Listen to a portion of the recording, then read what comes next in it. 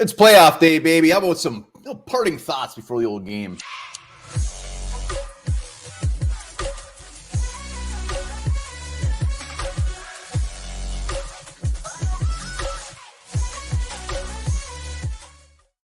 All right, welcome back to the Onebar and Lupagus show. I'm Onebar with Lupagus, and it is game day, baby. It is playoff game day. It's here. It's finally here. Minnesota Vikings taking on New York Giants in the wild card round. The 13-4 Minnesota Vikings taking on a team they've already beaten once. Let's beat them again. Let's beat them again. Did you get a new haircut or something? No, I'm just very excited. My hormones are all out of whack this morning. Before we get into that, remember, hit that sub button. Let's get to 8,500 subs. And also, join us post-game right after the game, even a couple minutes before the game. Join us for the post-game. It's going to be a good one. Let's do it. Damn right, it's going to be a good one because we're talking about who we're playing next week, which will be the San Francisco 49ers when we beat these Giants. Bring it on, San Fran. But before we get to that, we got to beat these Giants first. And, I'm feeling good. I'm nervous. I'm feeling good about this one. I really am. Yeah, I can't tell if my nerves are like I'm nervous about the game or I just nervous about just in general. I'm so excited. Like I very excited about this game. Giants, we know all about and we've done many videos about it, but it is going to be a good game. It's not going to be, I'd love to say it's going to be a blowout, but it's going to be a good game. Well, I'm feeling good because we got Garrett Bradbury back at center. We still have an issue at right tackle. Oli Udo or Blake Brown. I'm not sure who's getting the start there. I think it's probably going to be Udo. Defensively, Harrison Smith's back. Zadarius Smith's healthy. And you got Ed Dontel out there saying, we're going to like the way they play. So Ed Dontel, he better damn well be right because I've been looking for this defense to just take over a game. Just once this year. Now's the time to do it. Yeah, I mean, you can tell Ed is just old as shit just by the way he says, hey, you're going to like the way we play. Not like just, we're going to come out and just fire and kick their ass up and down. So, hey, we'll see what happens. My confidence probably isn't overly high that he's also going to change it up, but I hope he does. But on the Giants side of the ball, you say we got some guys healthy. They also have some guys coming back healthy. I was just reading a tweet from some Giants guys saying, like, this is the first time these 6 guys that are ever on defense have been on the field at the same time, which is definitely valid and legit. So this offense is going to have their hands full with a pretty damn good Giants defensive squad.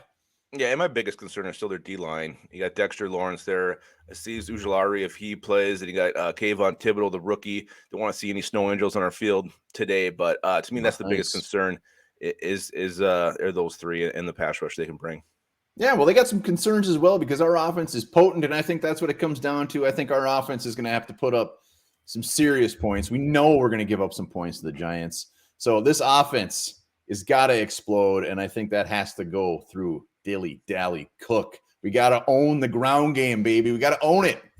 Yeah, it was there last time. Kevin O'Connell just didn't hit it hard enough. He kind of got away from it. Lots of Dilly Dally, lots of Alexander Madison. Let's get him at least 8 touches today as well. Get him going. Keep Daniel Jones off the field. I know it's Daniel Jones, but he threw for over 330-something yards on us last time. Best way to keep a quarterback like that from doing his job is to keep him off the damn field. So long drives, sustained drives, move the chains, work the clock. Man, you put some suave in that or what? Moose in here. I don't know why. I think it's going to be kind of a reverse. I know Daniel Jones put up a lot of yards in the air. I think he's going to come out and put a lot of yards on the ground today. That's one of the big things that scares me with this game. I think Daniel Jones is going to get his on the ground. We have to stop him. Eric Kendricks, Brian Asamoah, we got to be up in their ass ready for him. And let's not forget, X factor here is the crowd noise. The first time it was the Christmas Eve game, so maybe you have a lot of families out coming to that one. Not really your normal raucous Minnesota crowd. Today, it's going to be diehards. It's going to be the ones who shovel the money for these playoff tickets. It's going to be season ticket holders. It's going to be loud. It's going to be crazy. And after what that son of a bitch said, their center, it's going to be even louder than normal. Is it raucous or is it ruckus? It's 2 different words. Really? I'm really embarrassed right now. 2 different words. Well, you said that. I really thought I had you there.